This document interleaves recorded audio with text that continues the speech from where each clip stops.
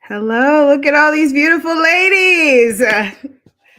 Look at all of these beautiful ladies. I'm so excited. Okay, everyone, if you want to do like a big woohoo, we all come off mute and do like a big like, hey! Hey, ladies. Hey. Oh my goodness. Love it, love it, love it. All right, look at that. Happy to be in this audience. Yay, we're so happy to have you here. So happy to have you here. I love it. All right, I was talking to myself for a couple minutes, but it didn't put me on stage. So I'm back. We're back. It's always when you finally have to come up that it starts giving problems. But we're here and we're ready to rock. I'm fresh off the plane from Jamaica, fresh off. Okay, so I'm still feeling some sun. I got some energy going, and a couple of house rules. This is an intimate conversation. This is an open conversation. Please talk back in the comments so I can put you guys up. If you guys don't want to be put up, I won't. But if you will, I'll gladly have you guys up here. The energy is lit and live. Yes. Love this. This is lunchtime energy. If y'all eating lunch right now, let us know what you're eating. If anyone is from Jamaica, they know that they have some good patties in Jamaica, and I froze some and I put some in my freezer, and I'm gonna get ready to munch after this as well. All right, we ready, ladies? Yep. Okay, if you see me doing little bobblehead movements here, it's because I got some things I'm navigating on the screen and I want to make sure I got everyone. So if you guys see me go all over the place, know that I'm here and engaged. I just want to make sure that I see everyone and all that everyone is commenting about on the screen. All right, so let's jump in. If you are here to likely get encouraged, be inspired, get some actionable tips. You've probably been laid off or know someone who's been laid off, or maybe are just nervous or have anxiety about the layoff and want to just be involved around people that that have been through this before. All right. So we want this to be authentic. I know I came prepared to be vulnerable. I know the ladies have as well. We've been chatting, so we're not trying to hide nothing, gatekeep anything. But more importantly, just have you leave empowered. Over 300,000 Black women have lost their jobs this year. And it's not just a number, right? It's a shared experience. And for some people, it's been a positive transition. For others, it's a terrifying transition. If it was like for me, I just got my mortgage, just got a house, and I was like, what is going on here? So the road and the path is unclear. And there's so many people navigating this messy middle, right?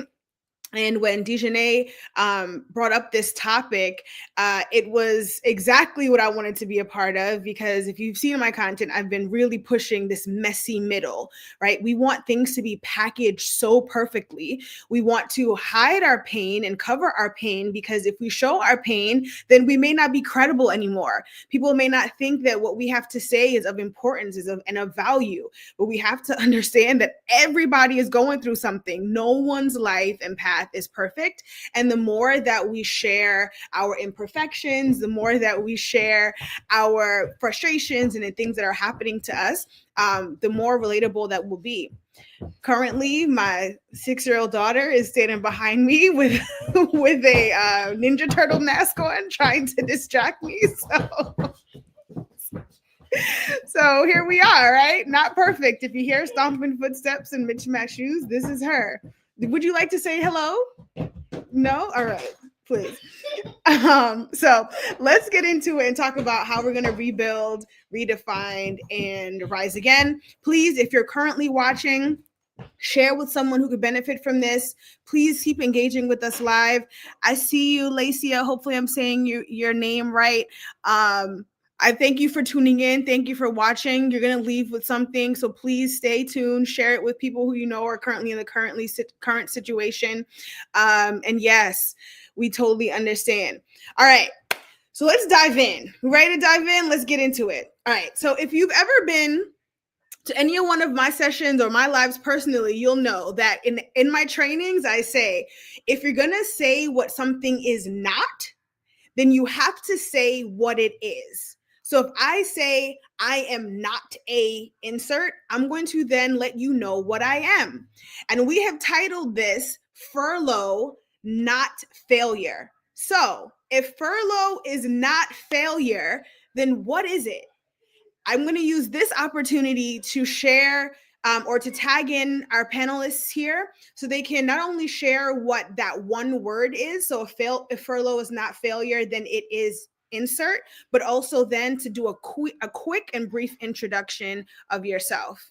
All right. So one word.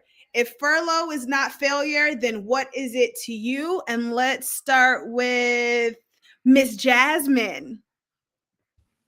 All right, I'm first. Hey, everybody, and thank you. So if furlough is not failure, then it is recalibration. I think, what is it? The definition of insanity is doing the same thing over and over again and expecting a different result. So I think you have to recalibrate, reinvent. So that's that. And I'm Jasmine Reynolds. I'm a director of customer success.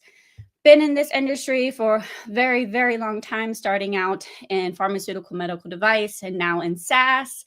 And you'll notice that my title says conference girly. It's because I am obsessed with conferences and attending conferences and having that visibility and preaching that. So that's a little bit about me. And I'm also a mother of 2 girls. So yeah, girl. Love it. Thank you. Recalibration. And that's a strong word, right? Because for me, when I think of this, might be a little bit odd, but everyone's brain goes somewhere different. When I think about recalibration, I think about construction when you put that little tool on the wall and like the bubbles in the middle and you have to like move it slowly. And sometimes, yeah, you got to balance it out, whether you're putting up a picture frame or a TV or something. And it's like you can't always make a sharp turn. It's like small, tiny movements that get it to center itself. That's what I think of. And that's what we do, right? When we talk about the daily motions of how to recalibrate yourself, how to get back to center. So I love that, Jasmine. All right, let's go to Chantel Love. Yes. Thank you, everyone. I love this conversation. And my one word would be redirection. I got a feeling that it's going to kind of be like that Aretha Franklin song, Respect, where it goes because there's going to be a lot of in here. Redirection is my word. And for everyone who doesn't know me, I am Chantel Love. By day, I'm a global vice president of customer success at the world's largest learning company. I'm the author of Promote Your Damn Self, a keynote speaker and creator of the Visibility Ladder. It's a framework that helps high-performing professionals go from invisible to in demand without waiting for permission. And I get to teach people how to turn their expertise into engines and opportunities in corporate rooms and beyond. And I'll be sharing some of that today because my redirection was how I got here. So redirection is definitely how I look at it. Absolutely. I love that redirection as well. Also, because sometimes we think that redirection means that you have to then have a different end goal. That's not necessarily the case. It can be that the end goal is still the same, but how you get there is different. So sometimes, you could get to a block of different ways. You can make a right, a right, a right, a right. You can make a left, a left, a left, right. You can make a right, then a left, and go back around, right? So it's you can cut through the houses and the alleys too. So. Right? A bicycle, you know what I mean? You can do all sorts of things. So love that. Thank you, Chantel. Let's go to Dejanay. Good morning, good afternoon, and good evening, because I'm believing somebody's on international waters watching us virtually to get inspired. My name is Dejanay Robinson. I'm a trusted keynote speaker known for helping leaders spark courageous conversations through interactive keynotes and workshops. And as somebody who's been impacted by a layoff 4 times in 5 years, you could call me a professional layoff queen. But what did that layoff teach me? It simply taught me to pivot into purpose, because sometimes we will stay on a job knowing darn well God told us, I know I'm talking to about 5 folks in this room. God told us to leave that job, leave that corporate client, leave whatever it is that you were doing prior to the pivot in the layoff, the pivot in the furlough. So as somebody in her disobedience in a different season, all I did was pivot into purpose. Amen. Listen, don't get me started on the disobedience versus obedience, okay? Because I have been on that soapbox, if you want to call it that, for a minute, especially on my Instagram girlies that follow me on Instagram, because obedience is literally the key. And sometimes when we think about obedience, we just think about confinement and parameters, and we think of discipline as something that's negative, but discipline is freedom, right? And but it's freedom with purpose, it's freedom with intention. It's not just like a free-for-all everywhere. I don't know about y'all, but God don't let me do stuff, you know what I mean? I'm one of them girls who, like, everyone else could do it. Every time I try to do it, God be like, sit down. I can't get away with that stuff.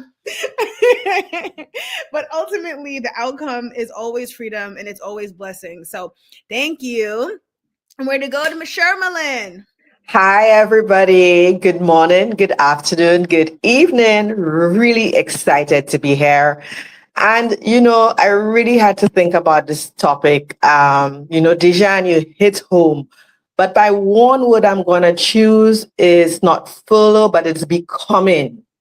And it's becoming for me because it's an opportunity for you to become the version of yourself that you were too damn busy to create while you were working this job. That's what it is to me. And I know a lot of people are going to hem in that background because we continue to work hard. We continue to operate at our highest level, bring the results right in the back of our head. We know that we were made for more and we want more, but we're too busy doing other work to do what needs to be done internally to take us to the next level and balance that career with what we were designed by God to do. You understand? So for anybody who don't know who I am, I'm Shermalyn from the most beautiful island in the world called St. Lucia. All right. Next conversation we're having is in person and in St. Lucia. For the ladies, all of us, I'm a beautiful mama of 2 amazing kids. I have an amazing, supportive husband. I know what it's like to be laid off. It's happened to me twice at 2 different points in my career. And now I am relentless about teaching women, and just people in general and organizations how to build their influence capital. So important. So if you're laid off, you're a high achieving woman who's currently working with your head down, I turn you from invisible to influential global leader, driving change and impact, period. Thank you. Yes. Love that. We just get a little second to digest. Everyone in here is going crazy in the chat. So we love that. We love that. Thank you, ladies, for sharing. And I'll give mine. So for me, it is furlough, not furlough, but freedom, right? Furlough is freedom. And my brand is Unboring, and that is creating safe spaces for folks to unmask and show who they are in all of their spaces. So we talk a lot about asking genuinely, how are you? I'm a sales leader. I've been a sales leader for 15 years, and I work on building out sales teams and building out trainings to have inclusive environments. And one of the biggest opportunities that I find with my clients is that they miss out on the psychology behind sales, the psychology that is needed in the training in sales. And just by me asking my clients genuinely, how are you? It unlocks the freedom for them to actually share, you know what, Kayvon, I could use 10 minutes. Can I go do something real quick? Or, you know what, this morning I had this argument and I could not shake it. And when we have that moment of freedom, we can actually be more impactful in the conversation that we're going to have, right? We're going to be more open and transparent, and it builds stronger relationships. I'm not saying we got to be homeboys and be cool and, go have drinks and all that type of stuff, but we can show up honestly in the workspace. So I'm a global sales enablement leader for Uber right now. I also have my own business called KPA, Kayvon Parker Agency, which again helps companies build strong sales teams. And I am really excited. we're going to dive into this question because we're going to talk about the breaking point that led to the breakthrough when it comes to furlough. Some people, 99.9% actually of people, if you step back, if you knew that your layoff was coming, raise your hand. Well, yeah. Sorry. Was there anything you could do to stop it? Yeah. Nope. Unlike y'all, I'm like you, Dejanay. I had 4 layoffs in the past 5 years, and only one of them I knew about. The other 3 did not see coming whatsoever. And I've been a senior leader for 15 years, all of them senior leadership, and still the morning notice. Like one call, all of a sudden HR jumps in, leaders jump in, and then it's like 10 seconds later, everything locked out. Email, video, screen, nothing, right? Chantel's like, yeah, I've been there, right? And you would think in a certain capacity, after you get to a certain level of leadership, that you would get at least a day, at least, at least from a Wednesday to a Friday. No, nothing. No, sir. So would love to hear from you all, and I'll just open it up. I don't necessarily think we have time for everyone to answer, but maybe Jasmine, what was the hardest part of that transition for you, whether it be emotionally, mentally, or financially? Yeah. So for me, it was absolutely emotionally. I'm a July baby, so I'm a Cancer. And if you know Cancers, we are emotional creatures, and it's a beautiful gift that we give to the world. But the emotional tax of it all, being a single mother, the sole provider for my home, I was afraid, right? And I had to sit in that fear and that uncertainty. There were several times where, I had to cry in the room by myself, cry in the shower by myself. And then as a mom, you pick yourself back up and you keep it moving. You keep pushing. You look for the next thing. You look for the pivot, right? It's a real burden that you carry and that you just have to navigate. So I think the hardest part is those emotions that you have to allow space for while still getting it done, right? Like you have to hold space for both, because if you push the emotional part of it, the fear, that uncertainty that you feel, if you push it to the side, then you start to feel overwhelmed, and that doesn't help your progress, right? So that's where I'm at. 100%. And I love that you mentioned to hold space for both, because I had a series recently on how the emotional aspect of things shows up in our bodies and how to be well in the workplace. And people are dying and people are becoming actually physically sick due to the inability to hold space. And I'm speaking from experience because it landed me in the hospital, not realizing that I was suffering from anxiety, thinking that I couldn't breathe because maybe I just needed to sit down for a second. And then I'm in the hospital and the doctor's like, your heart is fine. I don't know why you're feeling these pains in your heart. I don't know why you're feeling these pains. And it's because I'm single mom as well, like trying to push through and not giving myself this space to say, this hurts. Like, I don't think I deserved this, but if I did, like, what am I supposed to do now? I still got stuff to move through. But actually sitting and breathing, and we don't really breathe properly, and saying out loud what this feels like, and then not always focusing on what's next, but just sitting in the present moment and just saying, it's okay for me to take 2 minutes or 5 minutes or an hour to feel this. Nothing else, right? Like, just do that. And even if it's you walking with your baby and you got your headphones in and they're writing or doodling or something, like, share those moments. So thank you so much for sharing that. So Chantel, I saw you really like reacting to that. What was the moment for you when you realized that this is not the end, right? But the beginning of something new or something different? Yeah, I think, when we look at our money, on the back of our money, it says, "In God we trust." And my mistake was trusting the company that I work with and not trusting in God. And I realized that too late, honestly, because I felt like I was doing everything right And in my situation, I actually trained the person who replaced me when I was laid off. So I trained them, I got them up to speed, gave all of my institutional knowledge, and then I got called into an office and was told that my job is being eliminated. And I had to reapply for the same job at a fraction of what I was making before. And in that moment, I had to be honest with myself. I know, of course, all the questions went through my head like, wow, how could they do this to me?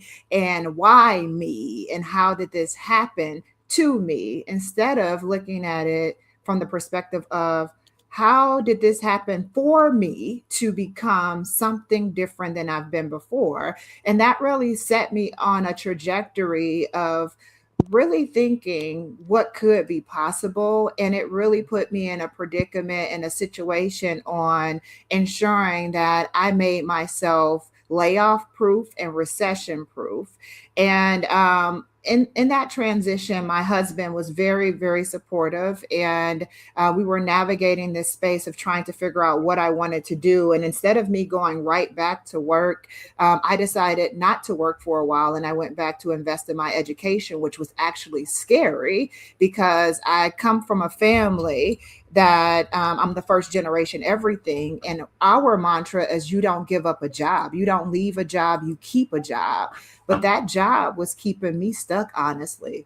And what I realized at that moment was my family could live off $30,000 to $40,000, and every dollar that I made when I went back to work that was above that, every dollar above survival became fuel. And I learned to invest not just in things outside of me. I learned to invest in myself. I learned to invest in my confidence. I learned to invest in my purpose and my worth instead of letting other people define that for me.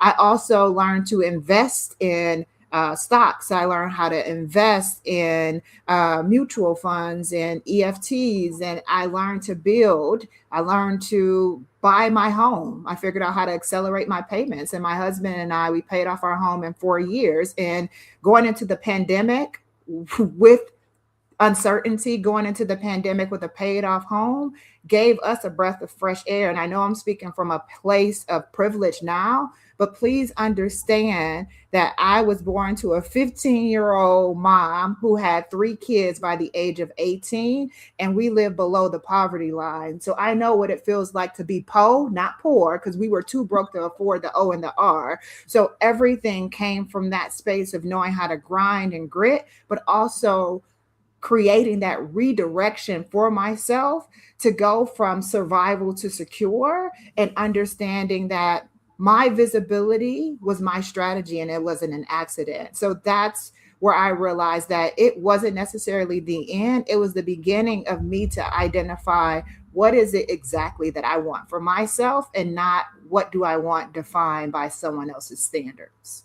I love that. Love that. And I would love to add to that. I mean, that is just amazing. Is that okay? Because I know you're monitoring the time. Go ahead. Yep. Yeah, so love this, Chantel. And, I could definitely speak to that because the 2 times I got laid off was at 2 different points in my career. So the first time, the hardest thing for me, and some people could realize, is that even though you know it, but I didn't know I was getting laid off at the first time. So it was a shock. Just had my mortgage, just had my second child, which is my daughter. But you see the realization that your title is what people are attracted to, right? Very, very, very important. So you see those titles that we hold on to for dear life, drop it. You assume the role, you do the best in the role, but bring you into that title to differentiate you and to help you stand out, period. So when I realized that, right, I was like, okay, girl, okay, so this is the title that you've held for the last year. You did an excellent job. What was your most marketable skill holding that title, right? And how could you use that skill to do something that, listen carefully, people in the audience, you're passionate about, that people called you to solve a problem all the time, that you have experience in, that you have results in, that people will be willing to pay you for, that you could make people feel how they're supposed to feel when you bring that most valuable skill to light. And I did a deep dive, right? Ask yourself these 8 questions. And I realized that I could influence anybody at any level, from the prime minister to the president to the person who helps manage the office. So influence was my superpower for speaking, and for uplifting others. And that's what I use as a catalyst to becoming, rebranding, right? And pivoting. So to my ladies in the audience, it's going to take some self-introspection. But that title that we're holding on to, don't hold on to it because it's been the pinnacle of your life. Hold on to it because there was something that you were extremely good at while building that career, while holding that title, that you could now use to influence yourself, to influence others, and to become a profitable asset and create a legacy. Love it. Love it. Thank you both for that.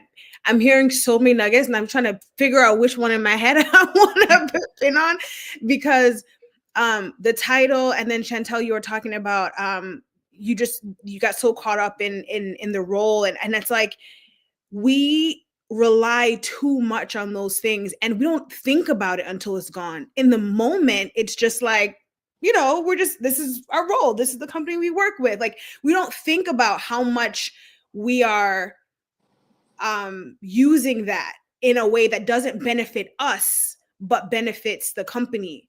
And when I lost mine, and Dejanay, I know we were talking a lot about faith, and now we're talking about obedience across the board.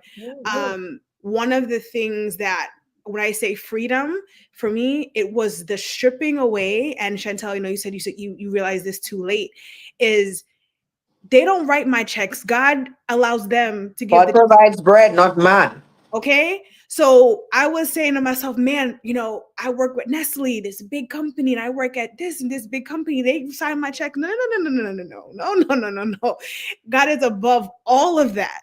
So at a certain point when I was laid off, I would say, it's just me and Jesus. How are you paying your mortgage? It's just me and Jesus. And I was saying it as a joke thing, like, oh, but then the more I started to say it, I said, no, it's just me in direct access to Jesus. Like, there is no middle person here. Like, literally, in my obedience, God will be the one that provides. I don't have to worry about someone else's obedience to help me get what I need, because it's directly from me and from God. So thank you all. And then I'll transition a little bit to the next part, and I'll tag you in, Dejanay, because we're talking about how faith played a big role in our layoff journey. And we've talked about sort of the emotional toll and some strategies and some tips, but what about the execution piece? Because you want to leave those that are watching with strategy and let them know how to rebuild your career and your confidence in your business. But I know Dejanay is be preaching over here. So, what advice would you give someone that's still in that in-between space, knowing that they're meant for more, and unsure about what's next? Because I know that you got some record-breaking, engagements coming up and deals you just landed and whatnot. So share with us what you got, what advice you would share, Dejanay. My advice is release the expectations that were put on you without your permission. I bet. What that looks like is when you receive that, I'm sorry, we went with another candidate. When you receive a no response, which means you got ghosted. When you receive the email that says, unfortunately, your position has been dissolved.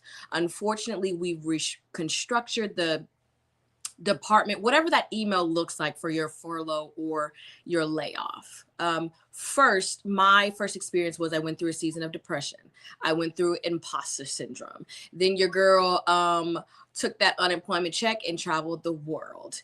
Then I allowed the pressures of society and what it looked like moving back home as a single woman with no boyfriend, no kids, no other responsibilities that would keep me tied down. So I had privilege and the luxury to move back home. But then when you go back home under your mother and you are a 2-time first generation college graduate, you have financially supported your family. They looking at you like, baby, what you doing?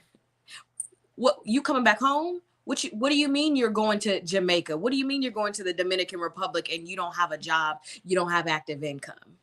Because I was running. I knew exactly what I was called to do. I was called to be a full-time entrepreneur. But I went through seasons with an S of misstewardship. For those of us, if I were to use another word, just being out here irresponsible. Okay. I'm just outside in these streets doing everything except what I was called to do. And that was to be a full-time speaker entrepreneur. So my advice to those who are in a season of uncertainty, evaluate your circumstances, because what God told me and what I have the luxury that also came with stretching and pruning and breaking may look different than your process. So I could move back home.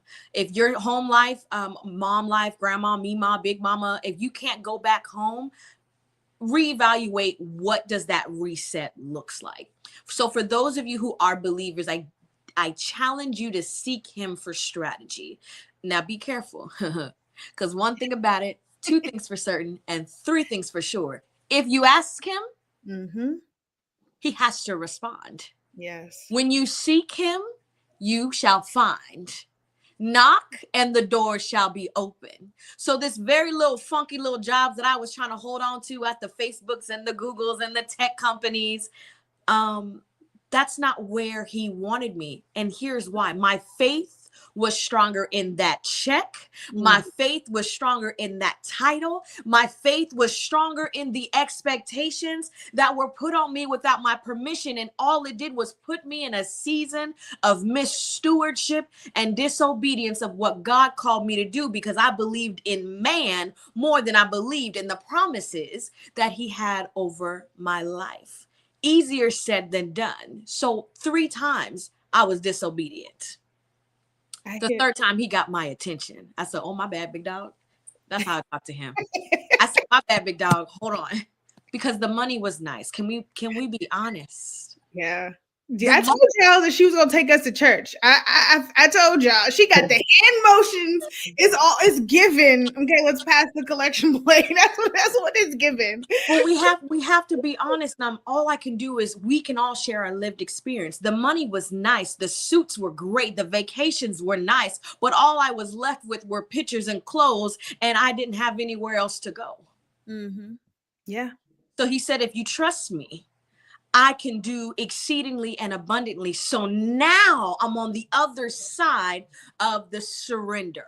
I'm on the other side of the yes. I'm on the other side of giving everything back to God after going through 4 layoffs in a 5-year period. And now your girl is booked and busy. I had over 30 plus speaking opportunities just in 2025. And I'm already booked up for Q1 and Q4 is still here. And Q1 in 2026 is already booked up. But I say this with the spirit of humility, because I wouldn't be here until, I wouldn't be here until I surrendered the expectation. So whatever your parents told you you could be, you would never become. The societal pressures, you're too dark, you're too light, you're overqualified, you're underqualified, you're a 2-time first generation college graduate, you're a mother, maybe you're a drug addict. We can be very honest. Maybe you are all of these things in your lived experience. You've experienced this, someone didn't believe you, you've been violated, and they said you can't amount to anything, so then you've been laid off and you've lost your identity. That part. So as I'm closing, because I can get long-winded. As I'm closing, the simple way, but will challenge you in every way, is to release the expectations that were put on you without your permission. Yes. Amen. We're gonna have to, just do it. I wish I had my tambourine. My tambourine is on the other side. Yeah. It started going off for you. You need some background additions there. Okay. We're gonna head over to you in a second. Two things that you said, Dejanay, that I want to touch on. One, the expectations, and when I hear that, I think identity. And it's another thing I've been on is the identity crisis that's happening. What we're doing is we're binging social media, and then we're attaching what we see on social media as part of our identity makeup, including the horoscopes, including the Aquarius, Taurus, Cancers, and including the, you see this meme and you're like, yes, this meme applies to me. And when someone asks you who you are, you refer back to the memes. But God, the memes was not in the Bible. Like they're not in God's dialogue, right? That's not who God is telling you that you are.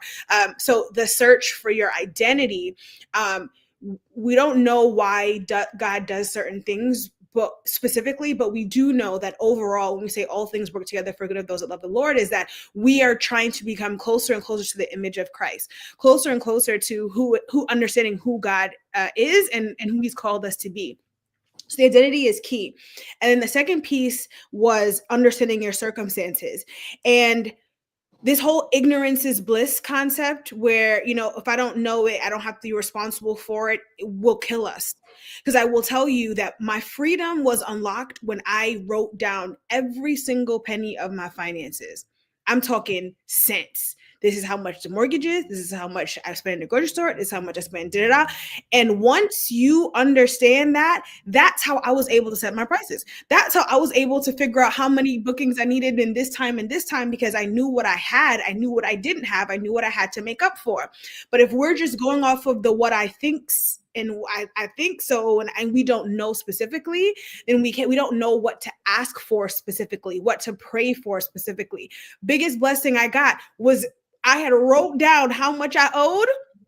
And I had said, Lord, I'm going out here and I believe this is what you gave me and what you called me to do. And my first paid speaking engagement was to the cent, the exact thing of what I had owed for that particular thing.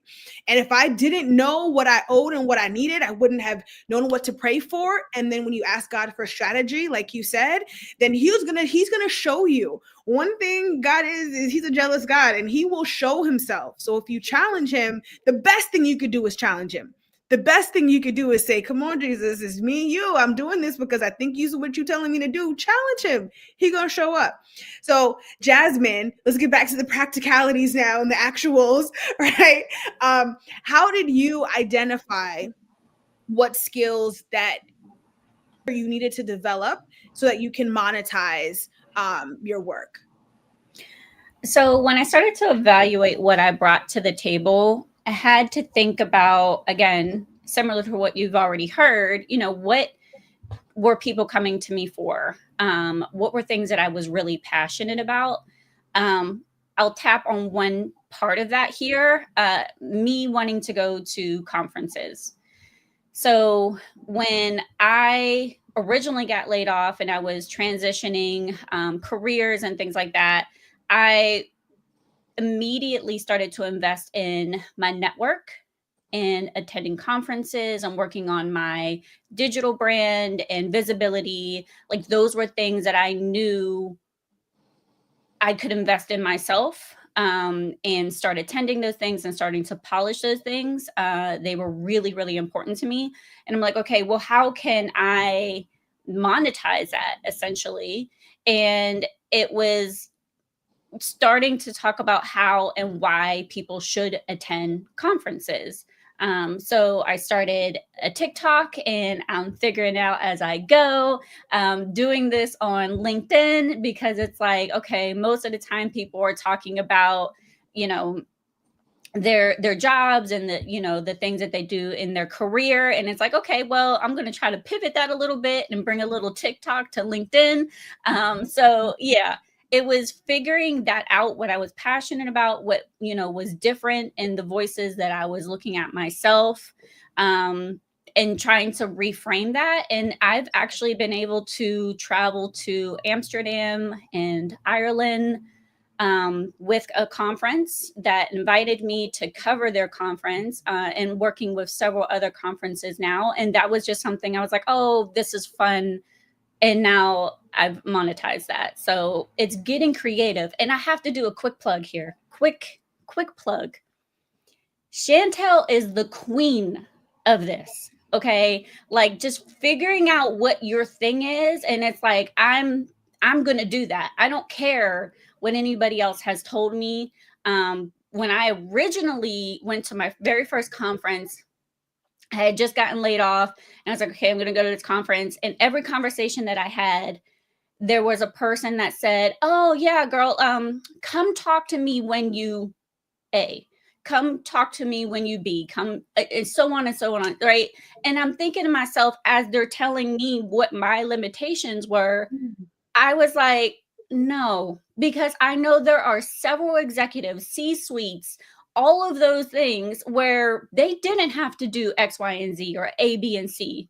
So another plug, like me and Chantel were best friends before she knew I existed. She don't know this, but like we were close. But just having that audacity, like ignoring what they had to say and what limitations they put on you, and having the audacity to do whatever it is you want to do, because all that can happen is a no. And what does that mean? Nothing. Yeah. You read my mind, because I was trying to pivot over to Chantel, but you had like the best introduction right there, because we're talking about the rebuilding, okay? And this is Miss Promote Your Damn Self right here, Miss Chantel. So when we talk about the messy middle, this is sort of like a reframe of the question, but want to be intentional here, because sometimes, to your point, Jasmine, they say, when you do this, then come talk to me. When you do that, then come talk to me. And while I don't agree, I kind of get it, because sometimes we talk to people from chapter 20 when the person is at chapter 2. And if we don't know what chapter they're at, we don't know how, we don't give them information that's relevant in real time. It's relevant if they do certain things, but how do we get to where they are in that moment? So Chantel, when we talk about your book and just, or how you've lived and how you deal with your clients, two-part question: how do you identify that, or how do you help them identify? But also, what's the first step, or the first phase of rebuilding the career, the confidence, the business, the idea? What does that look like?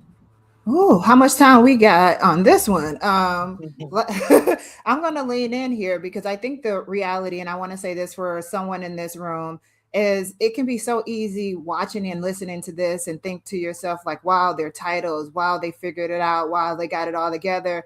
And I know all these women, they're beautiful, they're powerful, they're strong, and we are still figuring a lot out. And I say we because myself is included. And I think the thing is, when you think about your identity, when you think about personal branding, all of it is personal. The things that you show on the outside may not be how you really feel on the inside. And I believe that all of this, the furlough, the identity, the personal branding, it is an inside job. And you have to believe inside before it shows up outside. A couple of the things that I did was I had to question the merit in my doubts. And I have a inner saboteur. Her name is Big Bertha, and she does work on me.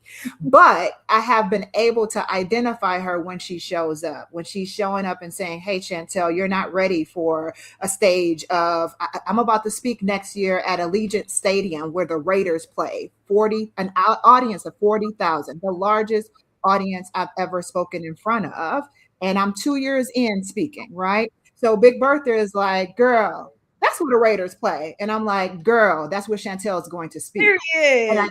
Yes. And I think the reality is you have to have the audacity of a mediocre white man.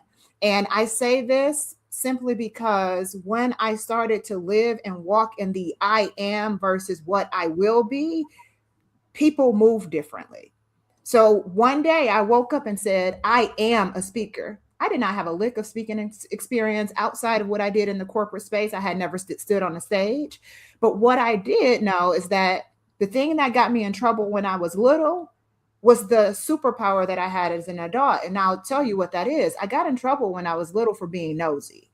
I was poking my nose in other areas. I was genuinely curious and asking a lot of questions. And in my upbringing, a child was to be seen and not heard. You stay in your place. Mm-hmm. But when I became an adult and got curious about Charmelin and how she got a TEDx, I started applying for TEDx. When I got curious about Jasmine and how she was being a conference,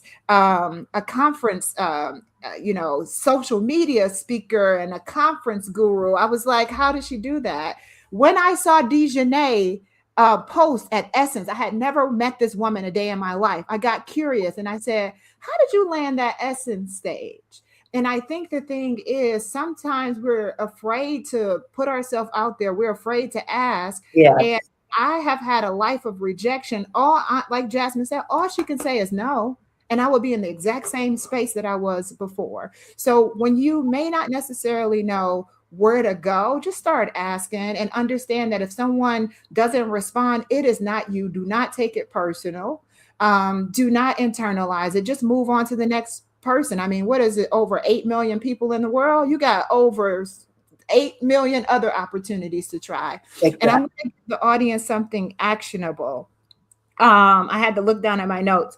One of the things that I think a lot of people underestimate, because I've done everything from real estate to coaching to consulting, financial coaching, career coaching, and it keeps coming back to my skills and my gifts. My spiritual gifts are leadership and teaching, and that just comes natural to me. So if you're trying to figure out, okay, I got laid off and I'm so used to being in this niche, go to ChatGPT. That's my favorite AI tool. And you ask ChatGPT to act as an executive coach, and then start detailing every single job you've done, every way you've saved money, everywhere that you've made money, every way that you've transformed your organization. And then also add any accolades that you have, any referrals or any positive recommendations. After you do that deep download, ask ChatGPT to identify what other jobs, careers, or industries does your skill set fit. The reason why you do this is oftentimes we can get so focused on, what you've been doing for so long. For so long, you may have been doing sales, or for so long, you may have been doing customer service, or for so long, you've been in healthcare or wherever. And sometimes we don't think outside of what we have not experienced. And our skills are often transferable. So I would highly recommend doing what's referred to as a skills assessment.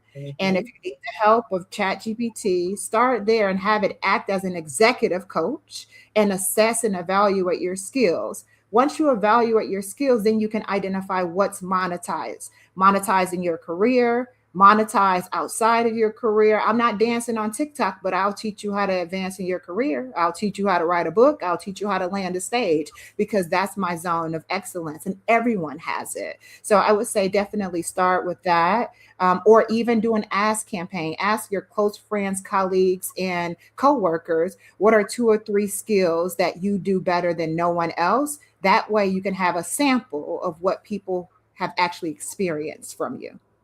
I love it. And Charmelin, we're going to head over to you next.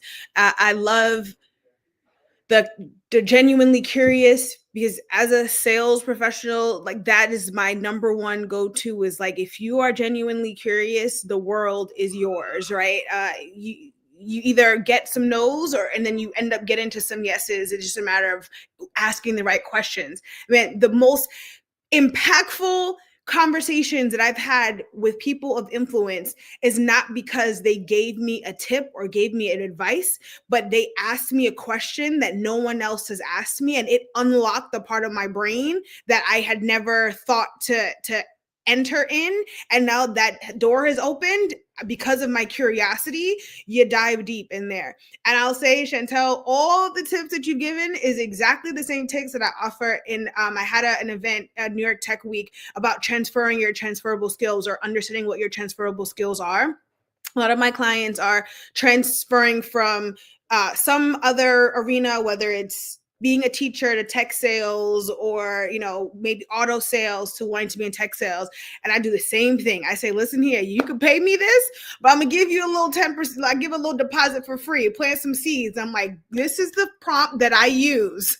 Here's the prompt, right? When you do that, come, we'll talk, right? Get there first. So I can double tap, triple tap on all that Chantel is saying. I do it for my clients, and I've been gone for a week for Jamaica, and I came back to a message in my inbox today telling me that 2 of my clients got an offer. Not because I had to be present, but because I offered them a solution very similar to what Chantel just gave. And if you execute on that solution, you won't need me necessarily. I just had to ask the right question. So 100% agree with you there, Chantel. Thank you for giving us some tea. Shermalyn, question for you.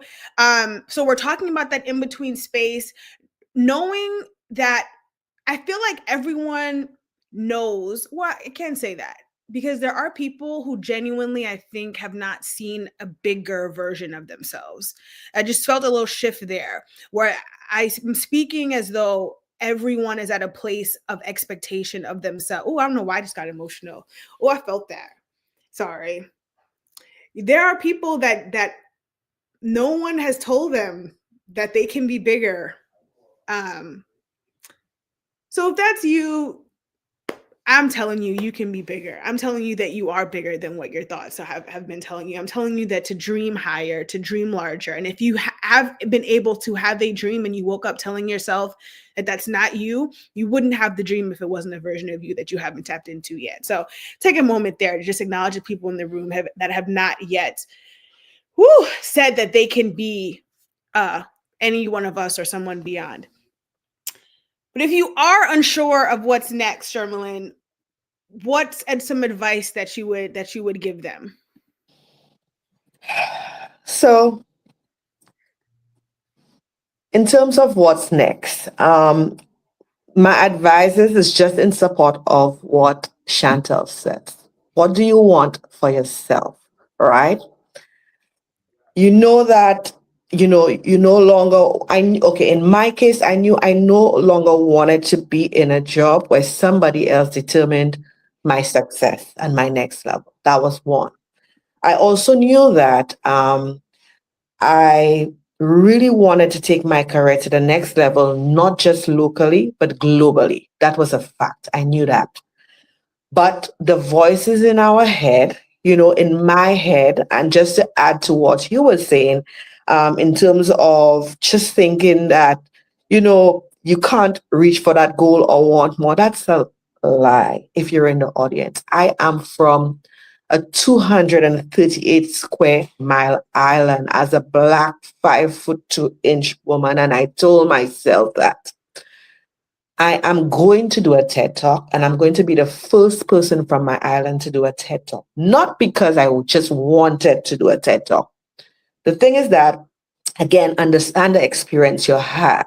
As a marketing and communications lead, I also had to lead a billion-dollar corporate rebrand through a merger and acquisition.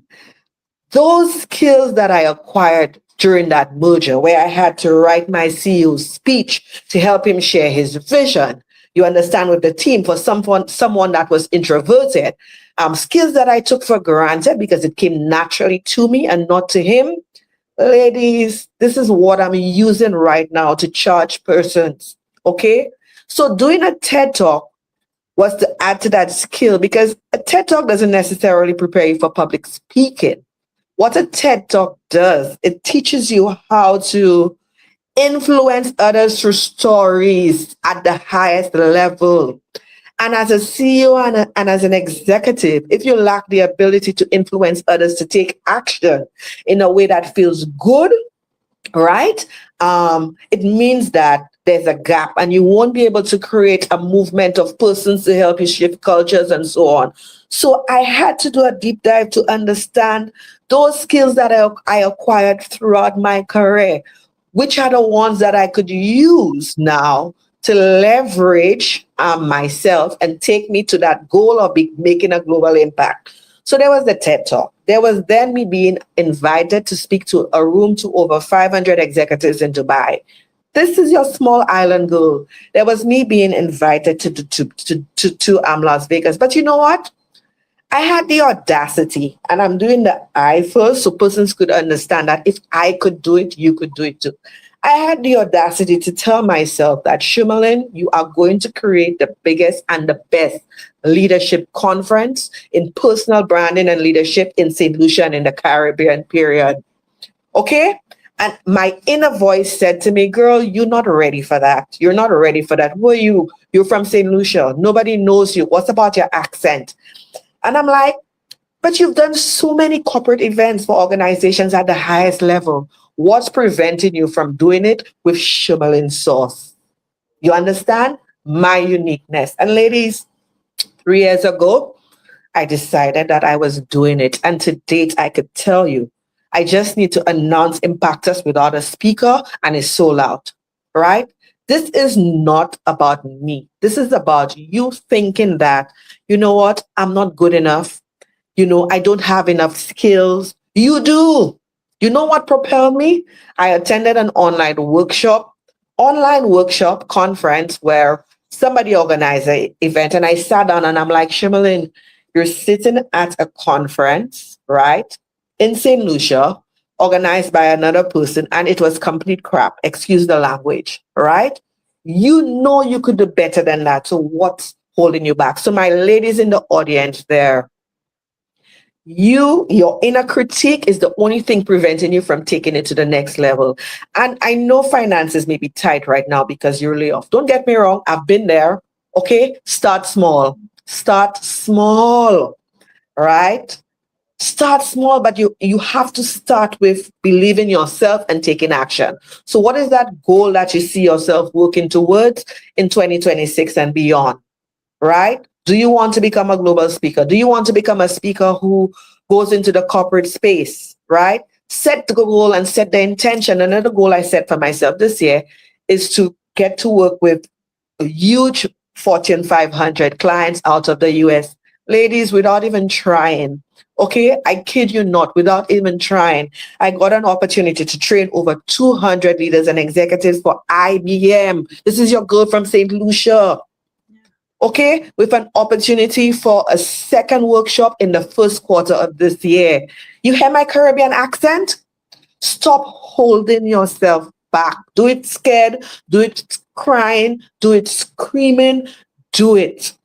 Surround yourself with persons like Chantel and Deshawn and Amber and Jasmine who pour into you. Because that's another thing. Les Brown said that we need to upgrade our circles. And sometimes we think that we need to shred and drop the friends that we have. No, not necessarily, It means that you need to align yourself with people and groups who are ahead of you, right? That you could learn from, but you could also give back to, pour into. You understand? And to emphasize what Dijon said, that you see, man does not provide bread, God does. My mom had to remind me of that when I was in tears. God does. You cannot do this without a relentless belief in what he could do for you. You pray over it, but you know what I have had to learn to do, ladies? Don't pray over it and pine over it. Pray over it and leave it with him. Believe in him that it's going to happen, and it will happen. So I had to know, ladies, I had to know within myself what I could use to take me to the next level. Claim what your next level look like. The journey is not going to be easy. It's not going to be easy, but claim what it looks like for you. Surround yourself with the right people to get you there, right? And just execute. Thank you. Congratulations, number one. Yes, so all of the success, just the beginning, just the tip of the iceberg. I'm going to pass from one pastor to the next pastor. So Sherman, thank you. Dijane, you're coming up next. But before we do that, just going to touch on a couple of things that you said. And every time I open up my mouth and I have all these thoughts in my head, I'm like, wait, Kayvon, what was you going to say again? Okay, so one, the steps, the execution, the belief. Rod commented in here, and I'm telling you, I felt this thing so big in my spirit that some people cannot see that in themselves, some people cannot see the version of themselves doing the thing. And that breaks my heart, because that's all built into my unboring brand. That's what I'm passionate about, is, being the only, right? Chantel was saying, being the first, being the only, being the this. We are doing things that we haven't seen. Our family members may not have ever held $800,000 in their hand, have never held $50,000 in their hand. And this is what we're getting paid to speak, or getting paid for book deals and all these type of things. And we don't have a vision or a rule book or a blueprint of what that looks like. So we're figuring it out. But two things I always say. One, I applaud the doers. I don't care if it was done well, but if they did it, I applaud you, because there's so many people thinking about a thing that don't do it, that the people that are doing it, even if it's small, even if it's not great, but they did it, I applaud you, because to take something from your brain and put it out there, that deserves a moment of applause. And then that's authenticity. Yes, well, and that's without, with authenticity is authenticity is crucial, because we need to make sure that we're being honest as well, right? Like, we can't be out here doing things and not being honest about what it takes to get it done, right? Second thing is, I just posted about this on LinkedIn. If you guys haven't seen it, this is what I do. Well, now working differently is a little bit different, but when I was getting started, 5 for 5 touch points every day. The 5 people that you reach out to, 2 are quote unquote above you. Those are the 2 people that you admire, look up to, that are doing what you're currently doing well, and you send them a message. I see you. I love what you're doing. You don't ask them for anything. You're just acknowledging their presence and what they're doing and the impact that it's had on your life. They'll likely reach out to you, if not in time, at the right time. There's been people that I've reached out to and it's been months later, and I'm glad they didn't reach out to me that same day, because the conversation would have been different. That's your first 2. The second 2 are the people that are right next to you. The people that are doing, I'll never forget, she's not on this call, but I always use this story. Mariah Bain is my homegirl. She's in our group chat. She thought that I was 5 years ahead of her, and I thought she was 10 years ahead of me. We are 2 days apart in our entrepreneur journey, right? Our layoff was like 2 days after each other, and we've been building side by side. And those are people that are right next to you. Everyone in here, Chantel, Jasmine, we are right next to each other, who you don't know who's in your network already. And then for me, I always apply the principle of 10% in all things that I do. 10% is giving back. One person who you see that you're not going to charge them, you offer them your services for free, you want to plant a seed. Those seeds will come back to bring fruit, whether it's as a recommendation, whether it's just a referral, whether it's just them telling you that they appreciate what you've given them. 1,000%. Sad, right? So if you can do the 5 for 5 consistently, that's 25 people a week. 25 times 4, y'all continue to do the maths. Within 3 months, you're going to reach out to way more people in your network than you would have just by sitting still.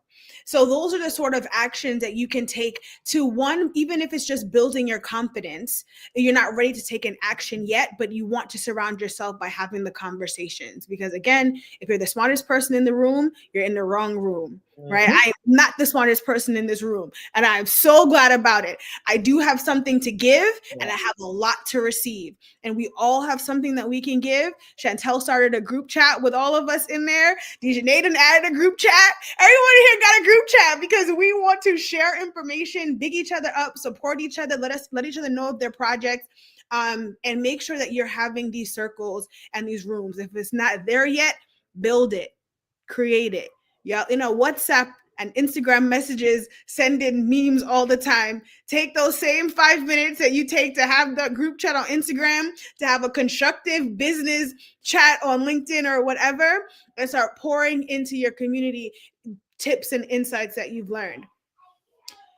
Woo, I'm already full. I don't know about y'all. How are y'all feeling? Full right now. If y'all are here and y'all are loving this conversation as much as I am, please put it in the chat. We have about 20 minutes left, maybe a little 15, because I want to open up for questions. So if you have questions, you can begin to put them in the chat, and I will add them in. Someone said being the first is tough, but somebody has to do it. Yes. Yeah.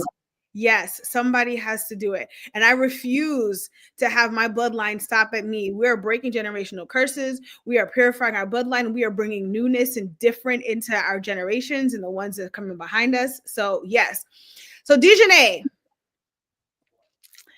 what is an unexpected blessing that you have received? And I don't necessarily want it to be like monetary or like speaking engagement wise, but like internally that you just didn't think you would have gotten from your furlough, from this change. My doubt is decreasing. Say it again. My doubt is decreasing. Tell us more. Tell us more. When you're so used to using metrics and measures of success that are monetary, that are tangible, when you're laid off, it disrupts you. It forces you to remove the societal metrics of success and to seek the internal work. It forced me to seek my spirit. Let me measure my faith. Baby, it was fragile. Handle with care. My faith was weak. It was fragile. I did not trust in myself. I did not trust in who created me. I did not even trust the lane, the life, the occupation of entrepreneurship because I allowed society's expectations to make me think entrepreneurship equated struggle. So for me, I really struggled with the doubt. And I want to also provide some tangibles and bring it full circle. For those in the audience, everyone on this call has experienced a furlough or layoffs or internal reorg restructures. So you're hearing live firsthand individuals, women who are in the place that you are now if you're on here and you are unemployed and you've been laid off. You're just hearing the success story. You're hearing the story on the other side of whatever pivotal moment that took us from furlough doesn't equal failure. So for me, on the fourth furlough, the fourth unemployment, the fourth layoff, this was in 2024, ladies and gentlemen. It's only been a year that I've surrendered full time. But it took 3 years of navigating a season of imposter syndrome, depression, doubt, insecurity, trying to get back into the tech space because that's what was paying all my bills. Seeking those validations as reassurance for myself. But just like we talked about earlier, remove all those titles. So here's a tangible. Write down all the hats that you wear, all the titles that you wear: motherhood, wife, sister, auntie, C-suite level executive, whatever your title is, write them down. And then I encourage you to take them away. Who are you without those titles? Because if you know about that little old story of Job in the Bible, for those who don't know, it's a man in the Bible who everything was taken away from him. And his only job was to not curse God's name because he was tempted by Satan. And God said, Job won't curse my name. You can do everything to him, take everything from him, except you can't kill him. You can't take his life. I went through my own version of a Job season because my doubt was so loud that I was seeking those things. I was reapplying to those jobs because God told me, don't go back into corporate. Don't go back to get a corporate job. because of what my calling is, what my superpower is. And that is to create impact. That is to be a light in rooms full of dark places. But when we're so conditioned to work that job, when we're so conditioned to have that C-suite level title, when we're so conditioned to sit at this equitable table that they told us we don't deserve to sit in, I was fighting to sit there. And I was fighting so hard that I was running away from my purpose and my calling. And I ran so far that doubt became my identity. So if you write down all your titles, your positions, who you think you are, and then take them away, and then ask yourself, who am I without them? This may be challenging for some of us because it requires self-reflection. It requires internal work.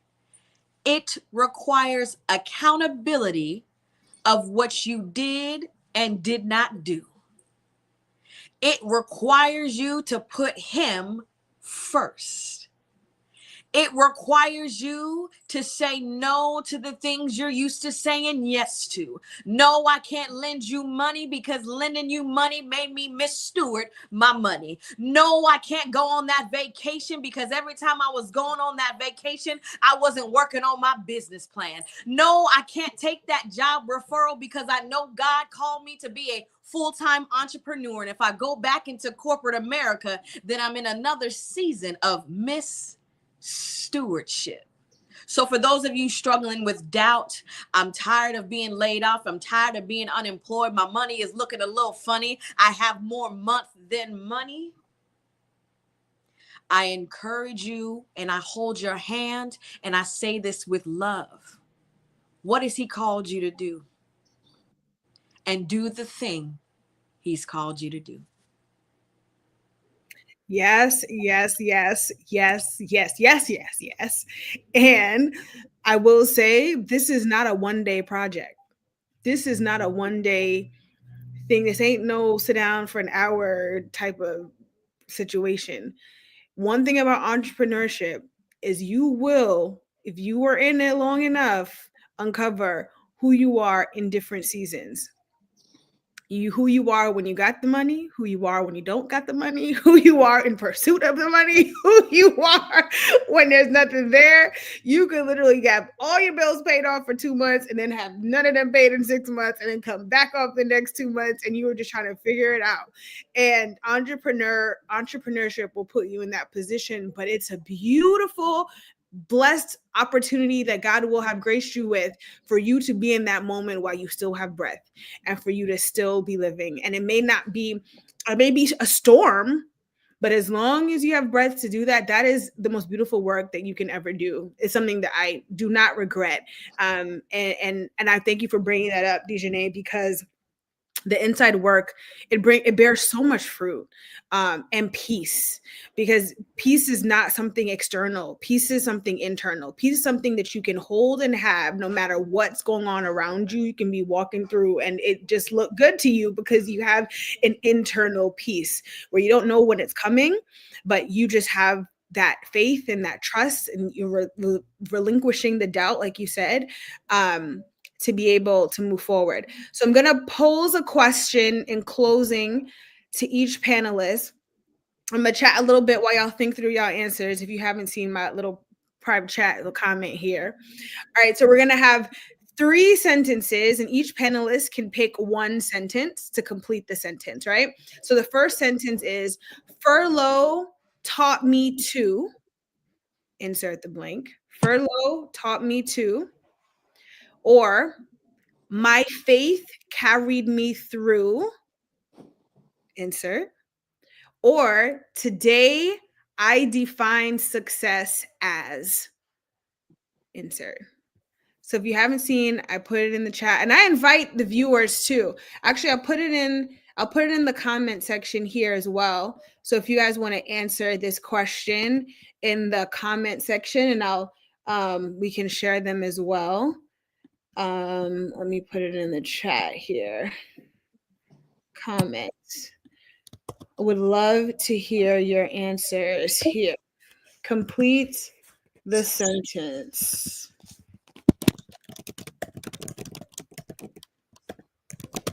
All right. Just put it in the comments. And if you guys could reply in the thread, I'll pull it up. And then whoever's ready to go first, just come off the mute. I'll go first. I'll say furlough taught me not to be afraid to be seen trying. I think there are so many people who want to be at that next level or at the height of whatever pinnacle they're creating in their head, but they're afraid to be seen trying to network, trying to grow, trying to learn, trying to evolve. And they hide that behind closed doors. And what I learned is I was behind that closed door trying to figure it out all on my own. And when you debating with yourself, it's a different story than when you're opening up the door to safe spaces with people who've been there before, who can actually give you advice and usher you on that journey with you. So it taught me not to be afraid to be seen trying. I love that. Oh man, there's a popular podcaster, and I don't know, I'm terrible with pop culture names. I'm the worst. But if I remembered, I'll put it in the chat. He says nobody really knows what they're doing. They just want to be perceived that they do, right? But no one really knows. And the most authentic and relationship built businesses are built when people can see you trying, and better if you fail, because everyone fails at something and gets back up at it. And when you think about it, when you think about all the people who have strong brands, what you do with them is you find them at a certain part of their journey, and then what do? You binge. You end up scrolling down and seeing what other videos are like that video, what other content is like that content, what other content inspires you in that same way. And then you start to go down long enough, you'll see when they had books stacked up with the laptop on top. You'll see when their background was like this. You'll see before the green screen and before the studio and before the this. And you're like, oh my gosh. And you start looking down at the timestamps. You're like, that was 12 years ago. And I'm finding them 12 years later. But you have all this content now for you to binge and for you to be inspired on. And I'm hooked now. Now you got me forever. But if you wait for the perfection, if you wait for the moment where you feel like you have it, you miss an opportunity for your audience to binge and to grow. God's word is God's word, and the word that he's given to you is yours to share, regardless of 2 people see it now or 50 million people see it now. The word is no less true. The audience doesn't determine the validity of what it is that you have to say. If God said it to you, it's meant to be shared. It doesn't need no validation. It doesn't need the views. It's out there because that's what God gave you. So thank you, Chantel. All right. Anyone else, whoever wants to go next can go next. I could try. I could go. Sure. So what it taught me is that road to success is always under construction. Don't let anybody believe that there's a definite end to success. It's always under construction. Trust in yourself and your ability and the experience that you've had over the years. Trust in the direction that God is that leading you to, right? Very important. As you continue to trust yourself and trust God, he will align you with the right partners when creating those circles of influence, right? And it also taught me that even as you grow and you continue to work towards that road, for success, you are ahead of others, so take them along with you. Thank you. Yes, thank you. Thank you. Whoever wants to go next, Jasmine. Yeah, I can go. I'm going to go with my first thought when I read the first question. Furlough has taught me.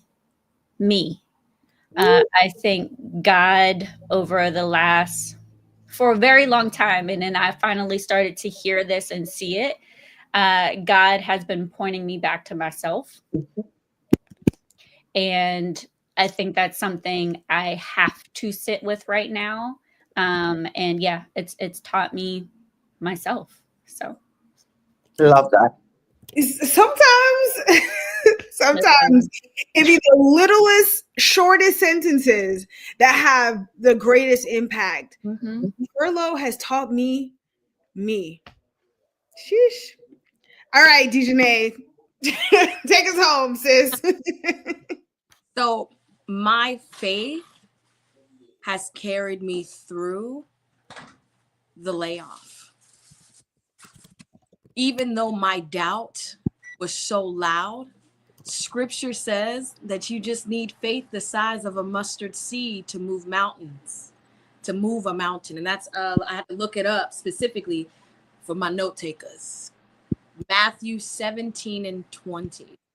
So whatever your mountain is, whatever your obstacle is, whatever your challenge is, whatever your circumstances are, no matter how loud the debt looks, no matter how loud that layoff was, no matter how loud for the degrees that you have, how hard you worked, what you did do, what you didn't do, no matter how loud that thing is that is holding you back, that's holding you bound, you just need faith the size of a mustard seed to move that mountain, to overcome that obstacle, to defeat your Goliath, to overcome that furlough, to sustain through a season of a layoff that will stretch you and prune you and break you, but then mold you into something bigger, better, greater, powerful, magnificent, and mighty. And as I close, I'm also wanting to share for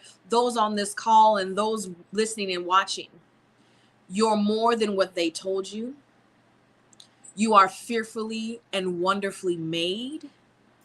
And if no one's ever told you, I'm proud of you, I see you, and just because it's never been done doesn't mean you can't be the one to do it. Yep. That part. Tell you. Living proof of that. Yes. All right. We are at perfect timing. I'll say my answer would be today I define success as embracing fully whatever God has entrusted to me. Whatever God has given me, as if I'm obedient in executing that, that's successful. And that's, I think, the humility behind entrepreneurship as well, which is really comparison is the thief of joy, right? Like if you're comparing, I'll be real honest, transparent moment. I don't know. It probably was at one point all of y'all, but I definitely remember one time when I think it was Dejanay. I met you in person the first time we were at in Philly. And then we started to follow, at least I started to follow you then. And I was like, well, how she, wait, I thought, wait, let me see, how long she been doing this? How long I've been doing this? Right? Comparing. Her assignment is not my assignment. We're both speakers, but her assignment is not my assignment. And I love how amazing God is, because when you let go of that, look at this now. Look at we on the same page. Like, look at it now. We in the same group chat on the same, we probably applied to the same speaking engagements and you probably got it and I didn't, right? Like, it doesn't matter. Your audience is your audience. There isn't the beautiful, for all of those who are afraid of entrepreneurship, I will say entrepreneurship may not be for everybody. No. But one of the beautiful revelations that I had about entrepreneurship, which I thought was not going to be the case, is nobody cares about you for real. Like when you're in corporate, there is but so many titles, there's but so many seats. Everybody is fighting for that VP title, for that, executive C-suite title. When you're in entrepreneurship, there is something to eat for everybody. And there has been no cattiness at all in my prison. Maybe that's just me not inviting it into my life, but also people don't care. Chantel don't give two hoots whether I'm, in Vegas speaking at a conference that she applied to or not. There's another one, right? Shermalin's like, oh, you over here, you in my islands. Come on, girl, let's come on over here. Let's get this work. I have a TED Talk. I'm gonna send it to you, Chantel. I'm gonna give you the information because I didn't know it's what you wanted to do. I got you, sis. We're gonna work it out, right? Because if her and I are on the same stage, we can speak to the same audience. They're gonna receive something different from Chantel. Exactly. And no one is greater or worse, better or not. That's just what you have inside of you that people will connect to. Again, you attract what you attract. So I don't know if that's your story, but when your heart is in the right place, when you are submitted to the call that God has on your life, know, like Chantel said, what is for you is meant for you. And it doesn't matter if someone's on the same exact stage. Y'all could apply for the same exact thing. It doesn't matter. So I want to close and saying thank you for everyone for attending. Thank you for your interactions. Y'all have been commenting and chatting. There's a lot of engagement going on here. I love it for us. Thank you, Dejanay, for putting us all in this room together. Stay tuned. We have another one coming up. So please make sure that you follow all these ladies. Another one coming up next week. A part 2 of this event. And yeah, everyone you'll see all their handles. If you're on the LinkedIn page, you'll see everyone tagged in the chat. I've made sure everyone was in there. If you're on YouTube, follow us here. And if you're on Instagram, everyone is tagged as well. I hope you guys have an amazing rest of your Thursday, a fantastic start to your weekend. Furlough is not failure. It is the beginning of something new and beautiful, or a continuation of a journey, but it absolutely is not the end. So thank you all so much. Thank you, everyone. Thank you, everyone. This was amazing. Yes.